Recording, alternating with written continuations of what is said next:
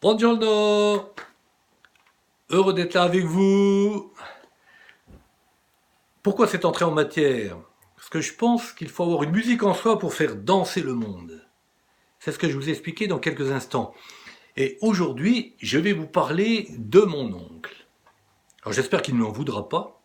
Je l'aime beaucoup, mais à chaque fois qu'on se rencontre, on se plie à une joute verbale. Alors, quelquefois le ton monte un petit peu, ça inquiète tout l'entourage, mais finalement tout tourne autour du même refrain. Il n'arrête pas de critiquer la génération qui nous succède. Vous savez, de mon temps, quand j'étais gamin, à mon époque. Et là, il assène la phrase terrible. Il sait qu'il me pique en disant c'était mieux avant. Lui, enfin pour qui rien n'a été fait de nouveau en musique depuis les Beatles. Oui, il est allé après jusqu'à Mike Brandt, et après, plus rien après Mike Brandt. Vous voyez le tableau?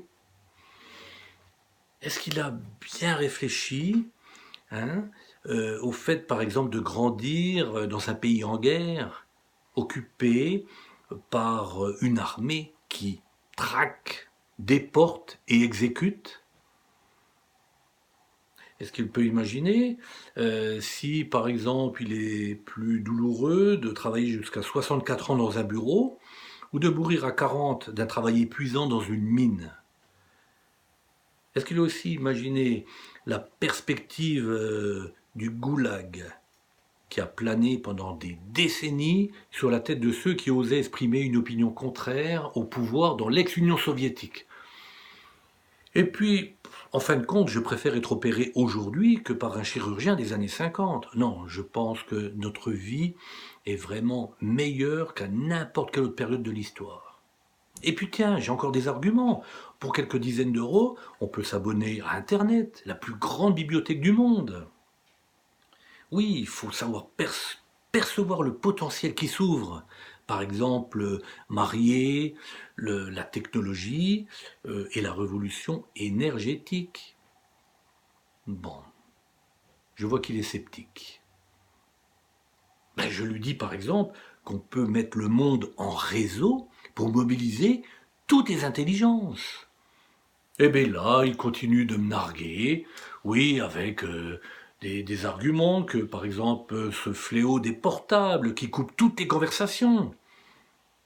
Bon, c'est peut-être vrai, mais en même temps, c'est une chance inouïe de pouvoir contacter n'importe qui, n'importe quand, dans n'importe quel endroit du monde, où que nous nous trouvions, par exemple pour sauver des vies. Et puis, un grand renfort d'arguments, je peux lui dire aussi que on n'a jamais on est en paix depuis plus de 60 ans, et puis que nous avons l'un des meilleurs systèmes de santé au monde. Bon, vraiment, il est grand temps d'arrêter de se complaire dans la nostalgie, l'absence de perspective. Il est urgent de râler moins et de profiter du moment présent sans regarder systématiquement dans le rétroviseur. Non, décidément, ce n'était pas mieux avant. C'est vrai qu'on vit dans un monde inquiétant, oui, mais il vaut mieux éviter de se protéger, tétaniser par la peur, mais plutôt nous y préparer. De toute façon, qui ne risque rien n'a rien. Alors il faut s'inscrire dans l'action. C'est comme ça qu'on pourra retrouver le chemin de l'optimisme, de l'enthousiasme. Alors, arrêtons de regarder le monde d'hier, de toute façon il ne reviendra pas. Non, tout n'était pas mieux avant, mais oui, c'était bien avant. D'ailleurs, je joue du Madness. Ben, c'était un groupe des années 80, je crois. Oui. Donc, oui, c'était bien avant, mais ça pourrait être encore mieux demain.